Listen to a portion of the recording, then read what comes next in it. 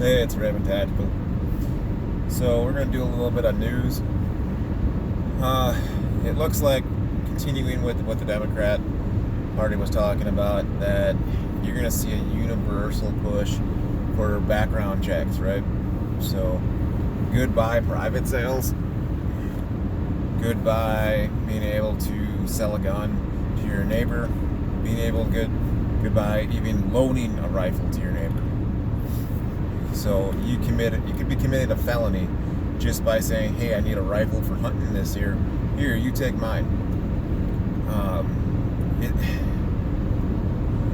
I see it as such a huge problem because right now nobody supports. Well, I shouldn't say nobody. The majority of gun owners, when they realize what it is, don't support it. There's a lot of people out there who do support it because they don't understand it. The truth of the matter is they hear the term gun show loophole, right? Gun show loophole. And all that is private sales. It's no different than you or me meeting at Walmart and selling you my car, or me selling you a tool, or me selling you anything. Private sale, right? Why do guns need to go through a background check if I'm selling it to private sale? I don't think we need any form of background check, but now they're going to strengthen it, right? So it's good for FFLs, and they're going to be busy as heck.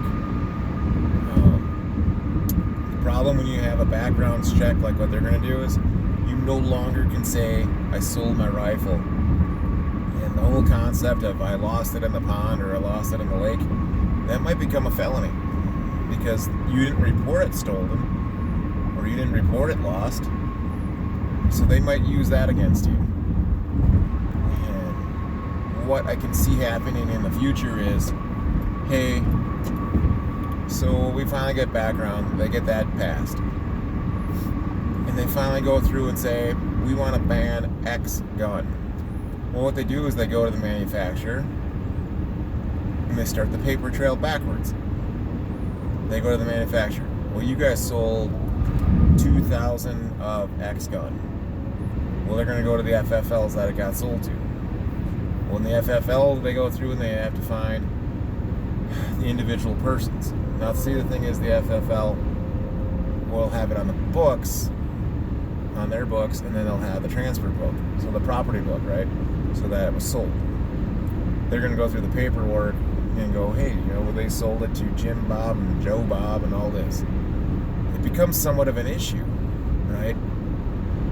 I mean, the more I think about it, the more Matt Bracken's book, Enemies of Foreign Domestic, is coming to life.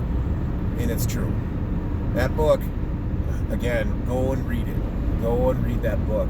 Because the more you read that book, the more you see how he was basically foretelling our future. Now, when you're looking at it this way, they know what you have at this point. You can't do anything with it. Now here comes the other niche. So let's say they do ban X type of weapon, right? Like they ban the bump stock. If you bother to keep your bump stock, what are you going to do with it? You can't go to the range anymore. You can't go down to Rod and Gun and shoot some rounds off with your bump stock. You won't be able to go to the Rod and Gun shop and shoot your AR-15 if that's what gets banned. And you can damn well believe me that some of these people out there, they're going to report you. Because some of those people at the Rod and Gun hate your rifle. Why? Because they're trap shooters. And I'm not going to say all trap shooters are AR-15s. But a lot of them out there only trap shoot. And they look at you with contempt.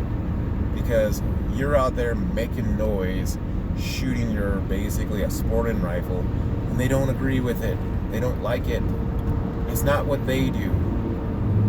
Am I against trap shooting? No, go for it. I kind of mock trap shooting in the sense that I think, for me, trap shooting is taking a very expensive pipe and shooting clays. For me, I don't understand how a over-under shotgun can cost $5,000. I don't understand it. I really don't. It's not, I got nothing against it. you want more power to if you want to shoot. I just don't understand it. But these are the people who, you've had the conversation with these types. You've had the conversation with the people who only hunt. Go, well, why would I need more than 5 rounds? If you need more than 2 rounds, you need to be a better shot. You need to be a better shot. And you sit there and go, well, what if I have multiple attackers? Well, that never happens. The average engagement is like 1 second, right?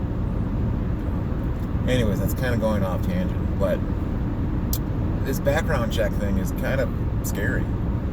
It's the first part. So I think you're going to see background check. Both sides want it. There's no pushback against it. And it's pretty sad. On a side note, the NRA is meeting with Trump, which can't be a good thing. So take that as how you want to meet. Nobody's found out what they've said. The NRA is scrambling to find anything. They're doing so poorly that they even got rid of the NRA concealed carry insurance. That's gone. So think about it that way. They're financially hurting so bad because of all the people in memberships crushing out. So take it for what you want. The left still thinks the NRA is relevant, and there's still millions of people who think the NRA are still fighting for the Second Amendment. I honestly don't, but hey, more power to you if you really want to believe in unicorns. Anyways, I'm going to try to keep it under 8 minutes, so be on the alert for background checks to be passing. I'd almost bet money on it passing before the end of 2019. It's not a good thing, and I really hope we have some sort of Second Amendment rally. I know tomorrow is for our area. We show support by wearing a pro gun shirt on Tuesdays. So I'll be trying to do a video wearing my pro gun shirt on Tuesday. So thank you.